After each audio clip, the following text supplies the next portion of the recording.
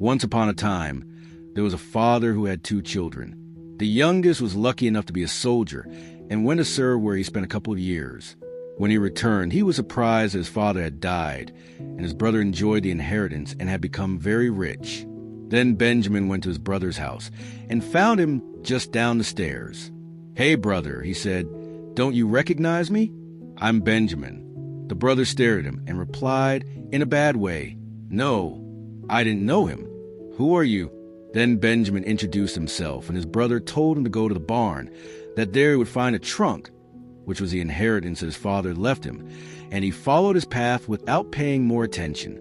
Benjamin went up to the barn and found a very old trunk, and he said to himself, "Why can I use this old trunk?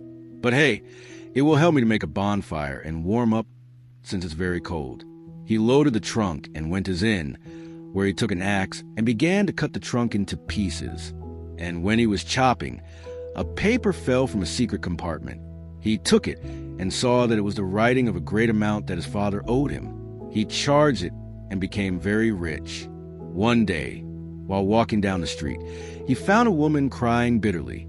He asked her what was wrong with her, and she replied that her husband was very sick, and that not only did he not have to cure him, but that a creditor wanted to take him to jail because he could not pay what he owed. "Don't worry," said Benjamin. "They won't take your husband to jail, nor will they sell what he has. I'll take care of everything. I'll pay his debts. I'll pay for his illness and his burial if his husband dies." And so he did everything. But he found that when the poor man died, after paying the burial, he had not a penny left, having spent all his inheritance on that good deed. "And now what do I do?" he asked himself. "Well, now that I have nothing to eat, I'll go to the house of a rich man, and I'll start working for him." So he did, and he entered the house of a very rich and powerful man. Benjamin behaved so well, and the man loved him so much that he raised him until he made him his first assistant. Meanwhile, his wretched brother had become impoverished and wrote to him asking him to help him. And since Benjamin was so good, he helped him, asking the rich man to give his brother a job in the house. And the man granted it. So the brother came, but instead of feeling gratitude toward his younger brother, what he felt was envy when he saw him so close to the rich man, and he decided to make him lose. For that, he began to investigate what he cared to find out, and found out that the rich man was in love with a girl named Roseflower, and that she, as the man was old and ugly, did not love him, and that the girl had hidden in a hidden place where no one knew. The brother went and told the rich man that Benjamin knew where that girl named Roseflower was, and that he communicated with her. Then the very angry man sent to call Benjamin and told him to go immediately to bring the girl, and that if he returned without her, he would send him to disappear. The poor man, disconsolate, went to the stables to take a horse and go looking without knowing where to start to find Roseflower. Then he saw a very old and skinny white horse who said to him, "Take me and don't worry." Benjamin was amazed to hear a horse speak, but he got on it, and they set off carrying 3 loaves that the horse told him to grab. After having walked a long way, they came across an anthill, and the horse said to him, "Throw those 3 loaves for the ants to eat." "But for what?" Benjamin said. "If we need it, throw them," the horse replied, "and never get tired of doing good." They walked another stretch and found an eagle that entangled in the nets of a hunter. "Get down," said the horse, "and cut the nets of that net, and free that poor animal." "But we're going to waste time on that," Benjamin replied. "It doesn't matter. Do what I tell you, and never get tired of doing good." And so he did. They walked another stretch and reached a river, and saw a little fish that had dried up on the shore, and as much as it moved, with desire for death, it could not return to the water. "Get down," said Benjamin the white horse. "Grab that poor little fish and throw it into the water." "But if we don't have time to entertain ourselves," Benjamin replied.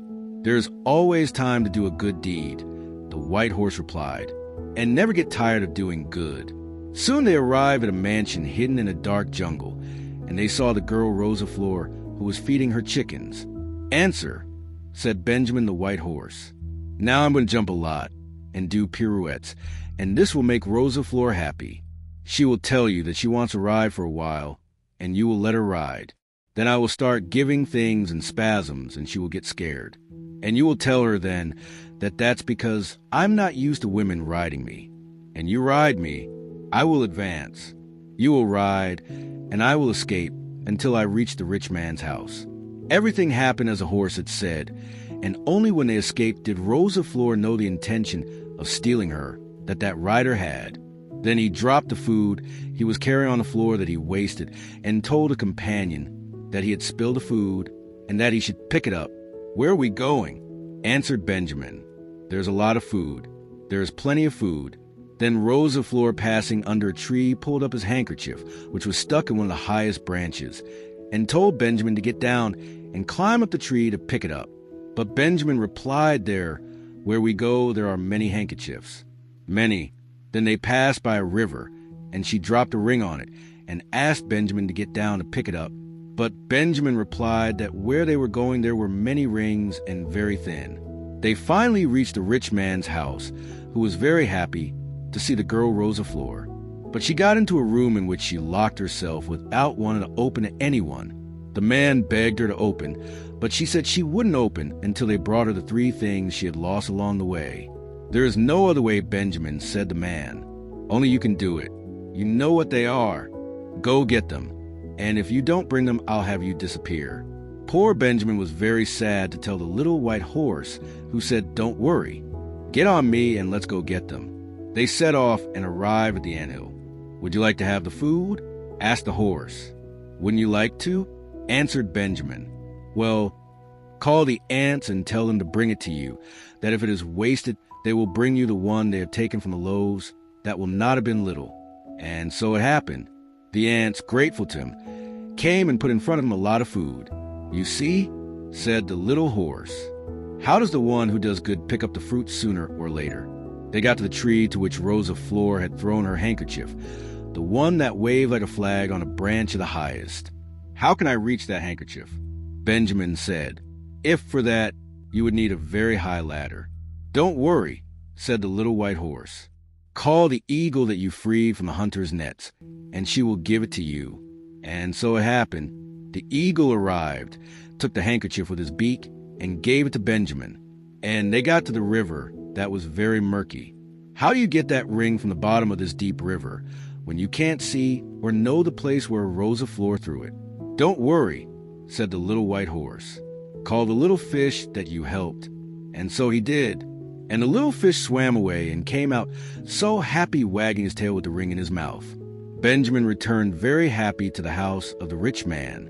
But when they took the clothes to Rosa Flor, she said that she would not open or leave her enclosure while they did not fry in oil to the peacock who had stolen it from his house. The rich man, cruel as he was, promised it, and he told Benjamin that he had no choice but to die fried in oil. Benjamin, very afflicted, went to the little horse and told the white horse what was happening to him. "Don't worry," said the little horse. "Get on me. I'll run a lot and I'll sweat. Spread your body with my sweat and let yourself go in the cauldron with confidence that nothing will happen to you." And so it all happened. And when he came out of the cauldron, a young man came out so handsome and gallant that everyone was amazed, and more than anyone else, Rosa Flor, who fell in love with him. Then the rich man, who was old and ugly, seeing what had happened to Benjamin, believing that the same would happen to him, and that then Rosa Flor would fall in love with him, threw himself into the cauldron and became a Chicharon. Everyone then proclaimed Benjamin as the new man of power, and he married Rosa Flor. When he went to thank him for his good services, to which he owed everything to the little white horse, he said to him, "I am the soul of that unhappy man in whose help, disease, and burial you spent what you had. And seeing you in such a hurry and in danger, I have asked God for permission to come to your aid and pay you your benefits. That is why I have told you, and I tell you again, never get tired of doing good." Benjamin, now a man of great power, ruled with justice and kindness, always remembering the words of the little white horse, never get tired of doing good. His community prospered under his leadership, and Rosa Flor, by his side, became a woman loved by all. Benjamin's brother, seeing the fortune and happiness of his brother, felt ashamed of his past actions. One day he decided to go see Benjamin to ask for forgiveness. Benjamin, with his generous heart, received it with open arms and offered him a second chance. "Brother, we all make mistakes," Benjamin told him. "The important thing is to learn from them and try to be better people. the brother, moved by Benjamin's forgiveness, decided to change his life. He worked hard and became an honorable man and respected in the community. Meanwhile, the little white horse, having fulfilled his mission, said goodbye to Benjamin.